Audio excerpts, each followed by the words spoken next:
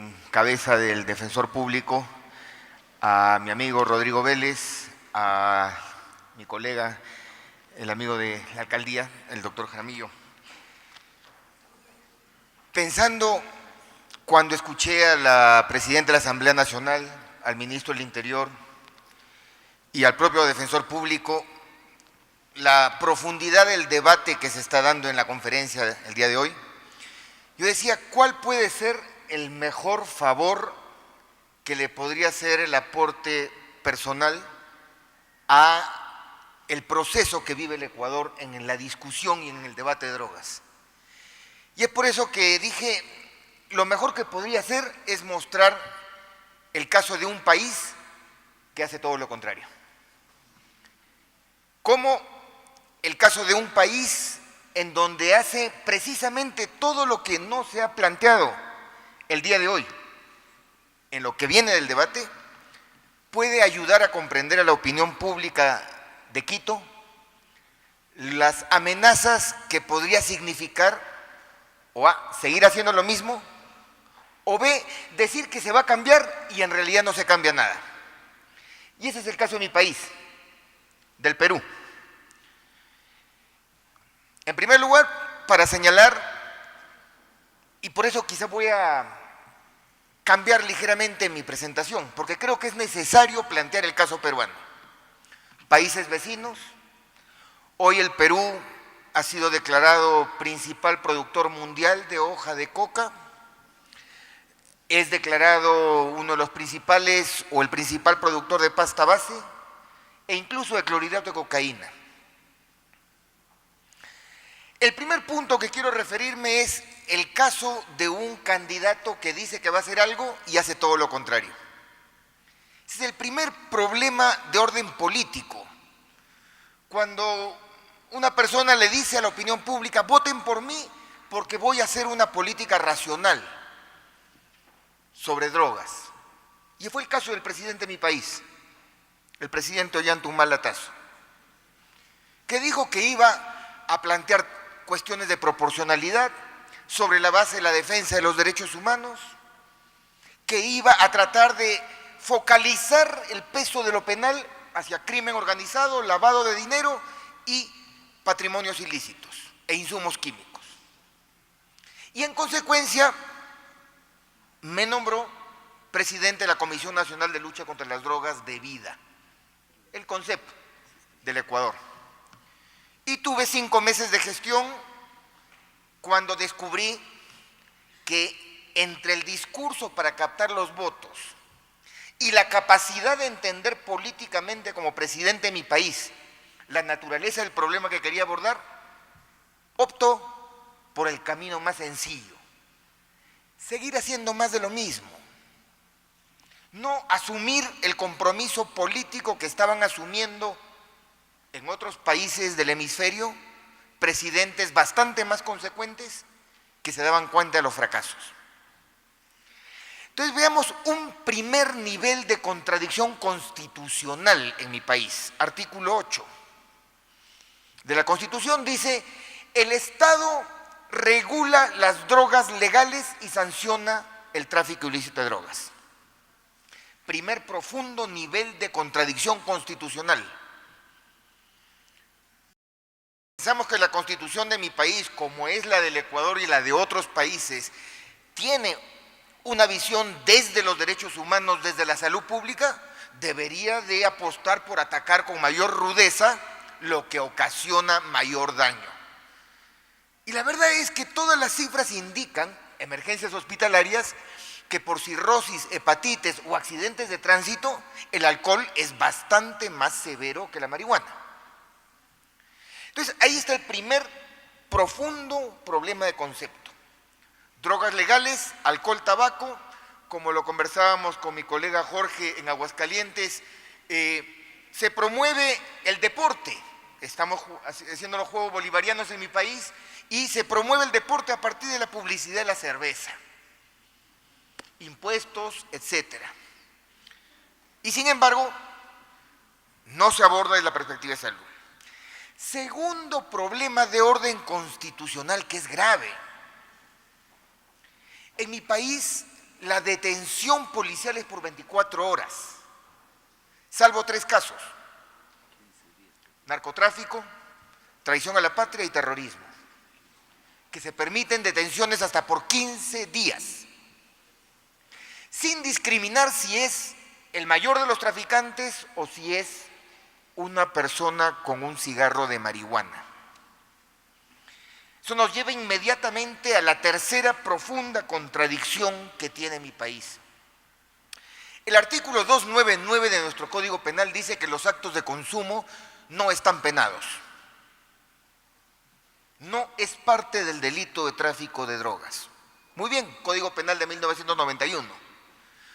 Cuando vamos a ver la performance policial, cifras de la DINANDRO 2012, y si vamos más atrás, 2011, 2010, 2009, 2008, es lo mismo. Arriba del 55% de los detenidos por supuestos delitos de tráfico de drogas en mi país por año, el 55% o más son por actos de consumo.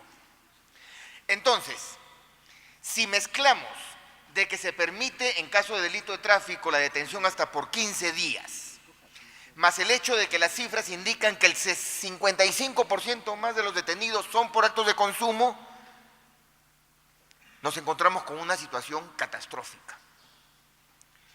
Y en el centro de investigación en el que trabajo, hemos podido identificar qué sucede entre la calle y la comisaría, entre el momento que el vehículo policial detiene al usualmente joven con el porro de marihuana y la policía. Tenemos un instrumento que es la línea verde, que lo que tenemos es 2 abogados que recibimos las llamadas, a veces informamos o a veces nos vamos a la comisaría, a la estación policial, y le decimos al comisario: mire, usted está actuando ilegalmente, y si no lo suelta inmediatamente, o un habeas corpus, o una queja, o una denuncia. Y tenemos ya una performance en los últimos 2 años, pero lo que hemos podido percibir, que hay 2 perversiones policiales en mi país. La primera, la amenaza de corrupción. Solicitud de fuertes cantidades de dinero para que esto no pase a mayores. Amenaza: sembrado de drogas. Es muy sencillo. La maletera del carro, el bolsillo en la chamarra, suele suceder. El segundo terrible mal concepto que tiene la policía como cuerpo en mi país es pensar que a través del consumidor o del poseedor se puede llegar al vendedor. Nosotros acabamos de tener el caso de Ernesto, un muchacho rasta de 24 años que fue acusado por un vecino de su casa por tener una planta de cannabis. Curiosamente, la otra contradicción es que el Código Penal peruano no sanciona la posesión para el consumo, pero sí sanciona la posesión de una planta. Pero eso es un tema que estamos trabajando. La cosa es que Ernesto tenía vinculaciones religiosas, era un rastafari, con acreditación. En la comisaría le cortaron su pelo largo y lo derivaron al mayor centro penal del Perú, Lurigancho. Estuvo 4 meses y luego de 4 meses, en donde lo que le estamos pidiendo ahora que cuente su historia, un juez le dio mandato de comparecencia. Entonces, cuando él sale de la cárcel, le decimos: Ernesto, tú no estás libre aún. O sea, estás libre, pero estás sometido a una situación en los próximos 2 años en las que no puedes, por supuesto, fumar en la vía pública, no puedes hacer problemas a la autoridad porque inmediatamente vuelves a la cárcel. El problema de la detención preventiva es grave en mi país, porque la malformación de los magistrados y fiscales en mi país, que solamente consideran el delito de tráfico de drogas como un solo delito, no permite discriminar, como bien lo señalaba el defensor público, a pesar de que hay 38 verbos rectores. No, todo es el mismo delito de tráfico de drogas, horror, pánico. Entonces, en todos los casos, la medida que debe de ser excepcional, para casos muy puntuales donde haya riesgo, es decir, la detención preventiva. La detención preventiva es lo usual para los delitos de drogas. Es por eso que pasamos a la siguiente contradicción. En el Perú, el sistema penitenciario hoy tiene 67.000 reclusos. En virtud al proceso de reforma, a la reforma del proceso penal que viene desde el año 96, 97, estamos disminuyendo el desbalance entre procesados y sentenciados. Bien por eso, ya era hora. Pero lo curioso es que el delito de drogas, que era el cuarto en mi país, hoy es el segundo, y muy cerca de los delitos de propiedad.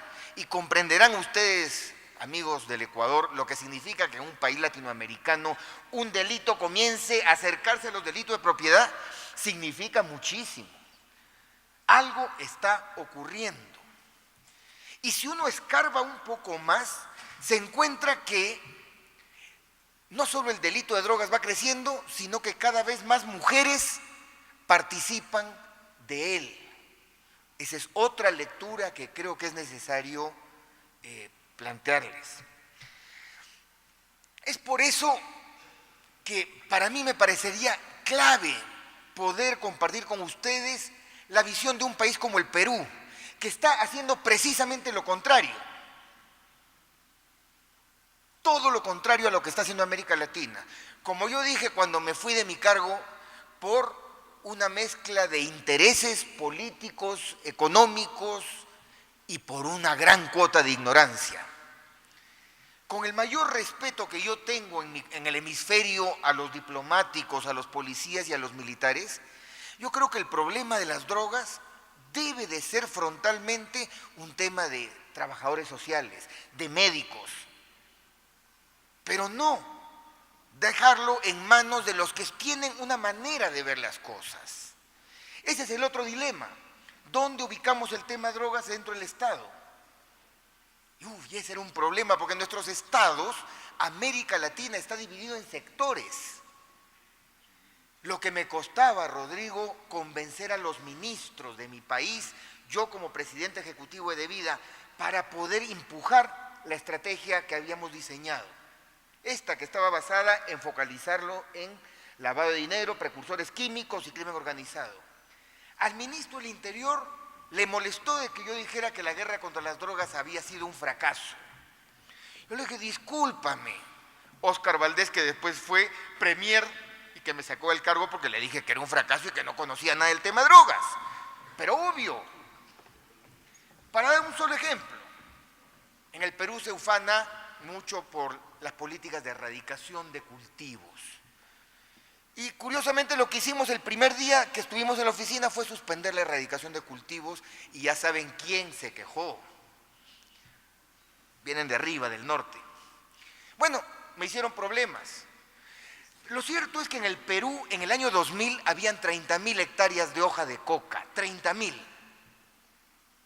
En los siguientes 10 años se erradicaron 100.000 hectáreas de hoja de coca en el Perú y eso acreditase en las metas conseguidas en Devida, en la policía y en el Departamento de Estado cuando iban al Congreso, al Capitolio de los Estados Unidos.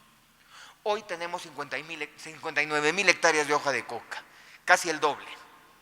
¿Es un éxito la erradicación? No ha funcionado en ninguna parte del mundo.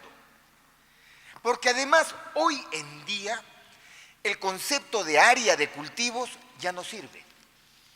Por la productividad, por la tecnología, por los nuevos insumos que hoy permiten extraer mayor cantidad de alcaloide de un mismo espacio territorial. No hay que hablar más de erradicación, hay que erradicar la erradicación. ¿De qué debemos de hablar? Lo aprendí en Bolivia. En Bolivia, el control social. Es preferible reducir para siempre una hectárea de un cultivo por otros cultivos que estar persiguiendo el efecto globo, las hectáreas de un lugar a otro en nuestra Amazonía. Y eso es lo que está haciendo el gobierno de Bolivia. Y es en ese contexto que debemos de entender por qué la erradicación no funciona. nos vamos a estar pasando la pelota, los cultivos entre Colombia, Perú, Perú, Colombia, Colombia, Perú, Perú, Colombia, en los próximos 30 años, y no vamos a conseguir abordar el problema de fondo que es la agricultura en las selvas altas de nuestro país. Y allí paso a la siguiente contradicción que hay en mi país y que es frecuentemente utilizada por la cooperación internacional, principalmente la AID, y en segundo lugar por los que hoy ocupan la presidencia de Devida, el milagro San Martín. San Martín es un departamento, es una región, allí está el Alto Guayaga, que fue la región productora de coca en los años 90.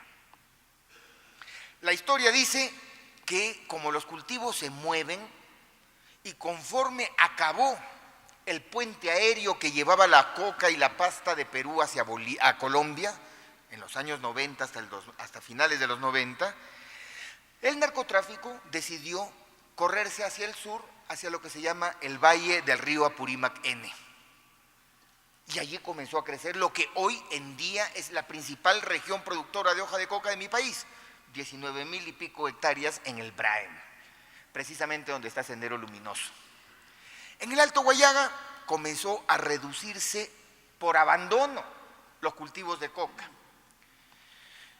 Curiosamente, aumentaron los precios del cacao, hubo un buen gobierno regional, había una trayectoria social importante y se generó un esfuerzo interesante en donde la coca se abandonó y se permitió condiciones para que, mientras los buenos precios del cacao se mantengan, sigamos adelante mostrando como un milagro. Acá no hay milagros en esta situación. Aquí tenemos que entender el problema más de fondo, y el problema de fondo ha sido dicho por algunos de ustedes el día de hoy, son las condiciones de intercambio comercial que los países de América Latina tienen con el norte. No es posible que nos sigan insistiendo en abrir nuestros mercados a productos importados, maíz, cereales, etcétera, y nosotros sí tenemos que respetar las agriculturas subsidiadas del norte. No puede ser. Aquí algo han negociado mal nuestros diplomáticos desde la década del 70. Ahora bien, están las 3 convenciones sobre drogas y lo curioso es que están sucediendo cosas muy interesantes.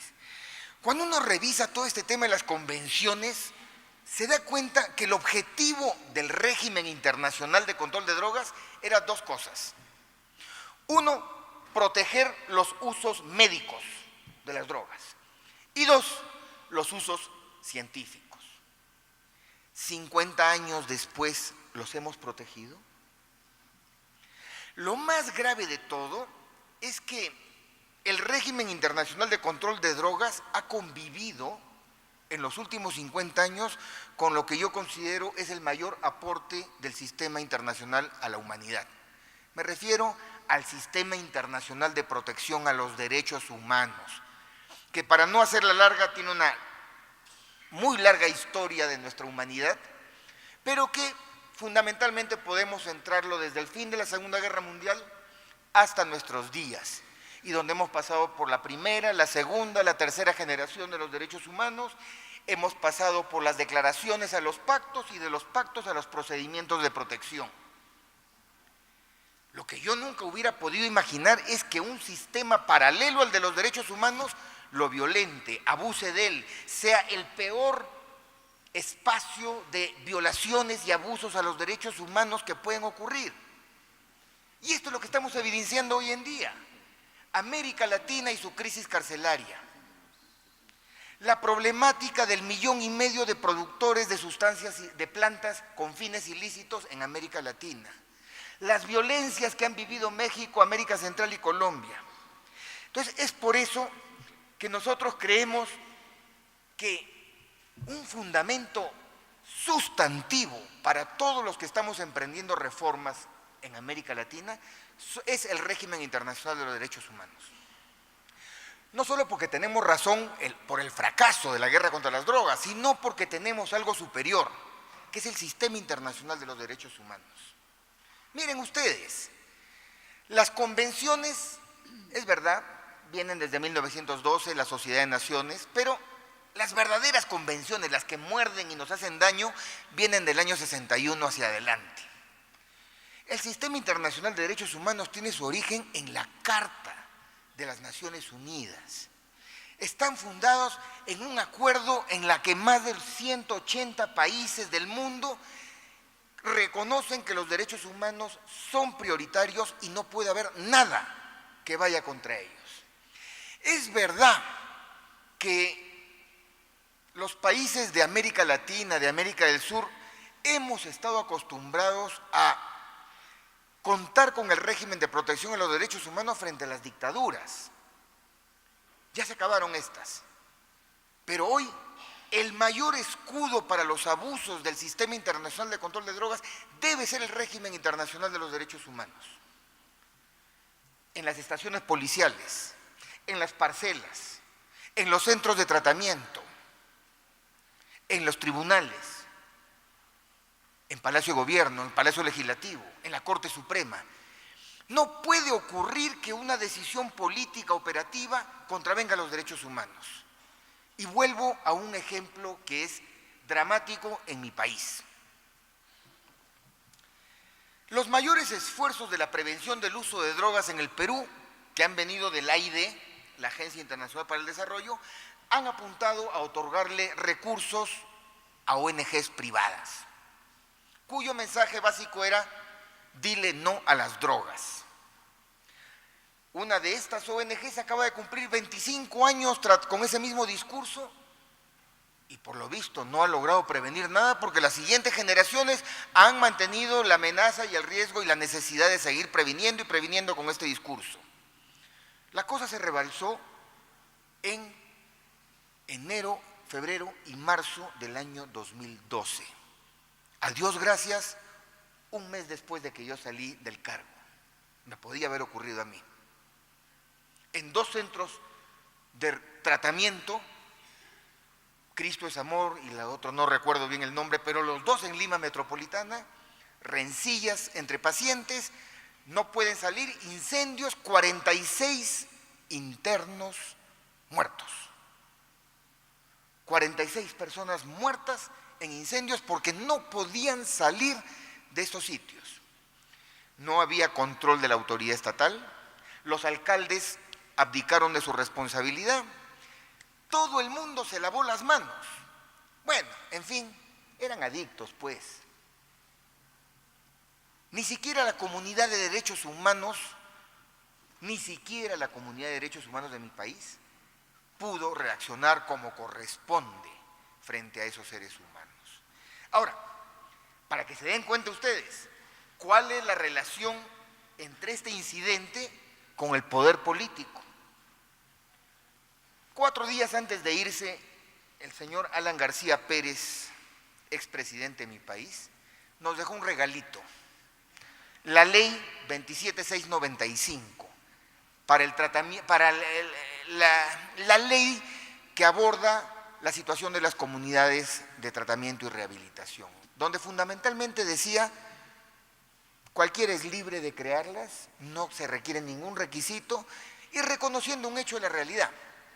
Primero, que el Estado peruano se da la vuelta y no pone presupuesto, y segundo, dejar que exadictos, comunidades religiosas, grupos de cualquier índole pongan este tipo de instalaciones sin ningún perfil profesional. Esa ha sido la respuesta de un Estado que se vanagloria de 18 años de crecimiento económico, que dice haber resuelto la situación de pobreza extrema en mi país, basado fundamentalmente en un aumento de sueldo a 1.300 soles, el sueldo mínimo, sin considerar no el aspecto monetario, sino cuántas necesidades básicas pueden ser cubiertas con ese sueldo. Esa es, pues, la democracia y el sistema político actual de la globalización. Y es en esas circunstancias que insurge la propuesta del señor Ollanta Humala Tasso, queriendo lanzar la gran transformación al país. Y sí, yo recuerdo haber debatido con la que me sucedió en el cargo. Ella representaba al fujimorismo puro y duro, sí, al de Vladimiro Montesinos. A ellos representaba. y yo debatí defendiendo la necesidad del cambio.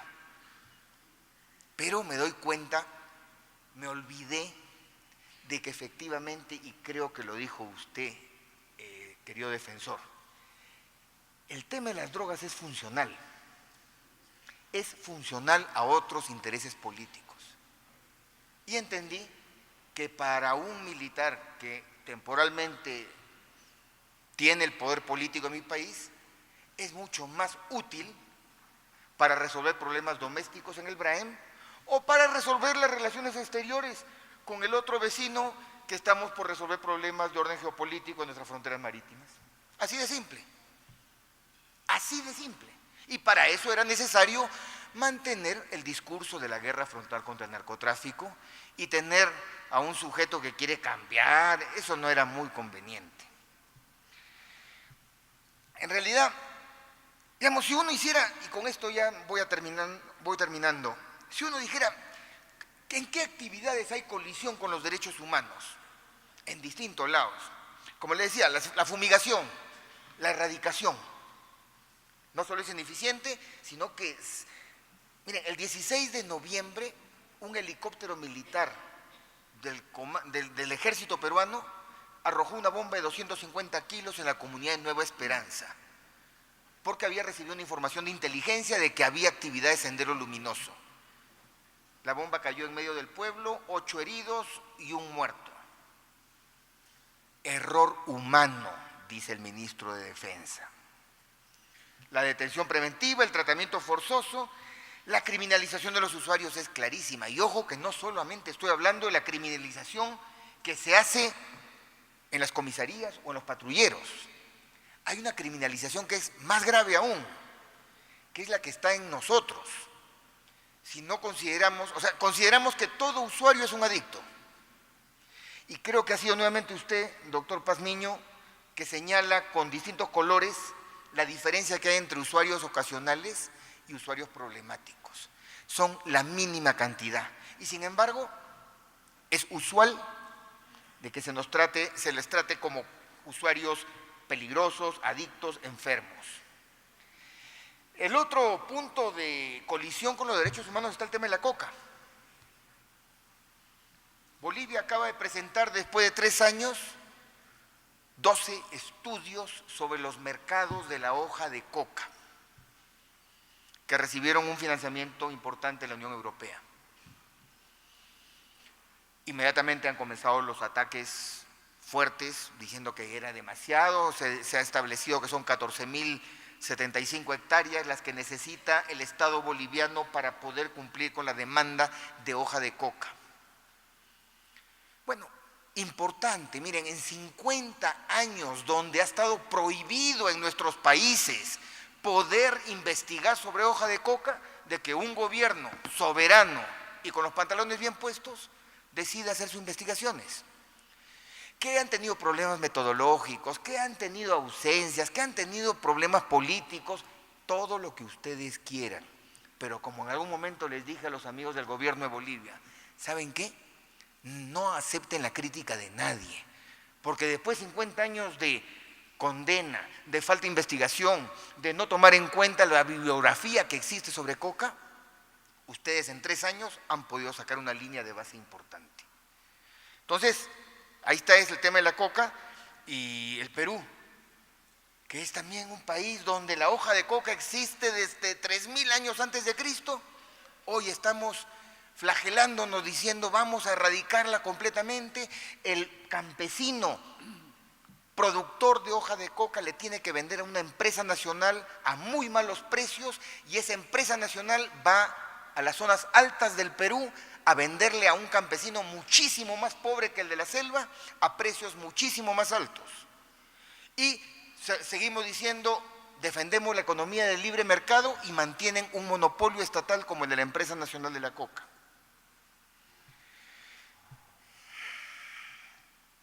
El escenario final no es fácil, está más complejo.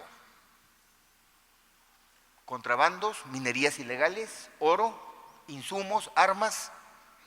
O sea, yo creo que tenemos unos añitos más para poner en orden la casa antes de que la cosa se complique más y pueda venir una segunda etapa de una guerra mundial contra los tráficos ilícitos, no solo la droga. Así que yo me alegro que en América Latina estén pasando estas cosas, y si de alguna manera